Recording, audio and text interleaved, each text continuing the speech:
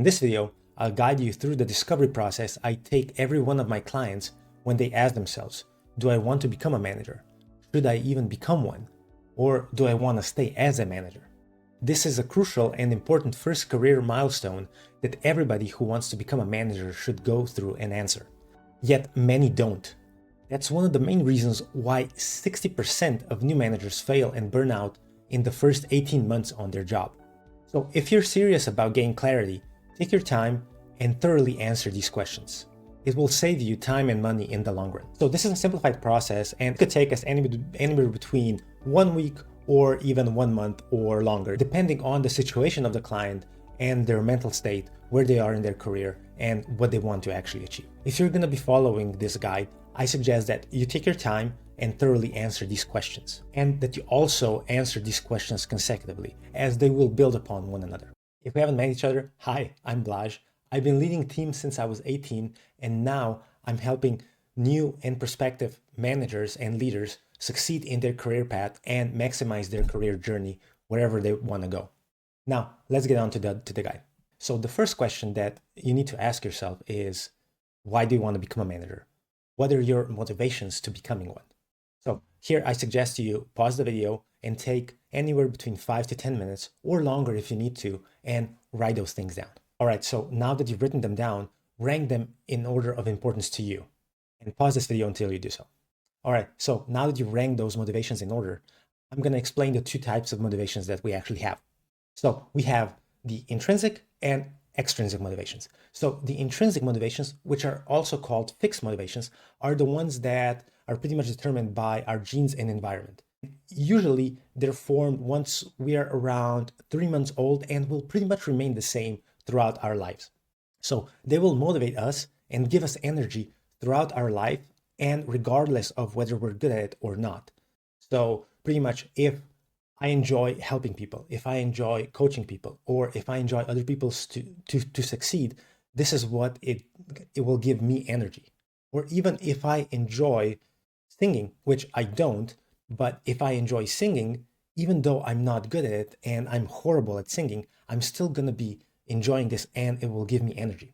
So these motivations are also prevalent when we're doing hobbies, when we have something that we really enjoy doing. So just think about what you enjoy doing and what gives you energy. And this is how you're going to be finding your intrinsic motivations. So the other part of our motivations are extrinsic motivations. And they're also called non-fixed motivations because they do change throughout our lives. And here it's pretty much what we like and what we dislike, or what we think it's important in that moment. These will cost us energy, and again, they will change throughout our lives. So based on where we are at that moment, maybe we want to get money, maybe we want to get authority, maybe we want to get some praise, be in some position. And the important thing to also understand here is that our extrinsic motivations are a blueprint of the cultural influences that we have been exposed to. Pretty much we are programmed and biased and primed to live the life that others have intended for us. So as soon as we're born, our parents have imagined what we would want to achieve in our lives, more or less, pretty much.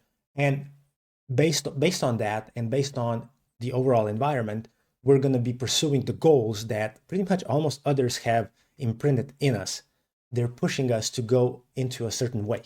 So what's socially acceptable, what others expect from us. So different cultures, we're actually going to be having different extrinsic motivations. All right, so now that I've explained these two types of motivations, go back to your motivations that you've written down for why you want to become a manager and just put them in two brackets, either intrinsic or extrinsic, and just take your time to do that. And if you don't know which ones to put in which, just use your instinct. What do you think they are? And pause the video, and when you're done, just play the video again and we'll continue. Right, so now that you've separated them, check what's your ratio between intrinsic and extrinsic motivations. So ideally, you're going to have more intrinsic motivations than extrinsic motivations, because if you have more intrinsic motivations, it means that you have a higher chance to succeed as a manager and a leader, because you're just going to be internally enjoying being a leader and a manager. If you have more extrinsic motivations, the chances are that you're just doing this because you want to get recognition, you want to get some money, or that you just want to get authority over everybody else, or you just think that that's the only way you can actually get promoted. All right, so now go and do this at least for your first 5 motivations. If you can do it for 10, even better. But ask yourself, why is this motivation important to you? So stop the video again and really deeply think, why is it so? All right, so now that you've done a deeper dive into your top motivations to become a manager and a leader, ask yourself this. Do you like dealing with people? Do you like people management? And specifically ask yourself, do you like dealing with people and their issues? Are you prepared to spend that emotional energy that you're going to have to spend to deal with people's issues, with their problems, and overall work engagement? And are you also okay to not be a subject matter expert anymore? That other people, your subordinates, are actually going to become better experts than you are because you're going to be managing and leading people. And also here, ask yourself is, are you okay that your work-life balance is most likely going to change? When you're just an individual, you can just do the job, and then when you leave the job, that's it. But when you're a manager, when you're at least want to be a good manager, you won't just leave your job after your shift, your day is done. You're always going to be reflecting and thinking about your people, about what you can do better, how you can improve your team. So if you're okay with that, that's amazing. But just think about and reflect on these questions that I've asked you. So this part may actually take you a little bit longer. It doesn't need to take you 5-10 minutes. This is more of a deeper reflection that can also take you a few days, if not a couple of weeks to actually complete.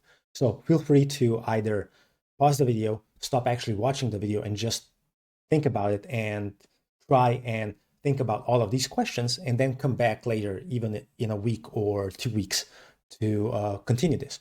All right, so now that you've answered the previous questions, this is going to be my last overall and deep question. Where do you see yourself in 10 years? And think about this question in terms of being a manager and a leader. And again, pause this video. It may take you only 5 to 10 minutes. Maybe you already have clarity where you want to go in your career within the next 10 years. Or if you don't, reflect for it on a day, 2, 3, even a week or 2. So when you're thinking of becoming a leader or a manager, or if you're just thinking about being and continuing on your manager's path, you have to really think hard and well if this is a journey for you. Leadership and management path is hard and it can be exhausting, but in the end, it's really rewarding for the people who actually want to be managers. So now what I implore you before you make any decisions, any rash decisions, to just pause and reflect as long as you need to. So that may be a week, a month, or even longer, because you have time. And if you make a wrong decision or a less ideal decision, it may cost you months or years of your life and your career just because you didn't take the time to pause and reflect on what do you actually want to do and what do you enjoy doing. And if you need any more help with this, or where you want your career to go, and or where you want your leadership career to go, feel free to book a call with me. The link is going to be in the description below. Until next time, see ya. Bye-bye.